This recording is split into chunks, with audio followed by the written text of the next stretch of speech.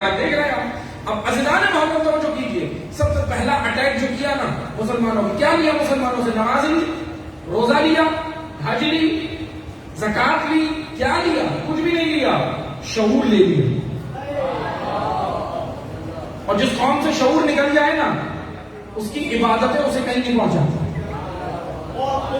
شعور لے لیا، عقل لے لی، سوچ لے لی۔ آسان زبان میں بتاؤں، لفظ کیوں اسلام سے نکالو، تم سوال ہی نہیں کرو۔ اور آپ دیکھ رہے سوال ہی نہیں ہوا، پھر مسلمان یہاں تک آ گئے کہ بھائی ہمیں نہیں پتا کون حق پہ تھا، قاتل بھی رضی اللہ، مقتول بھی رضی اللہ۔ یہ کون سا دین ہے؟ یہ رسول اللہ کا دین؟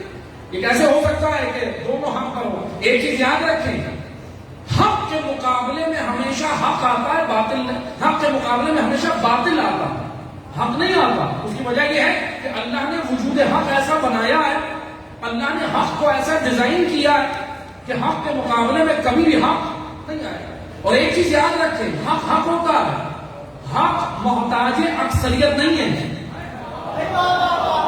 اور جو ہے اکثریت مل کے ووٹ دے گی تو وہ حق ہے نہیں، حق تنہا بھی حق ہے۔ اگر خیبر میں کھڑا ہو تو بھی حق ہے۔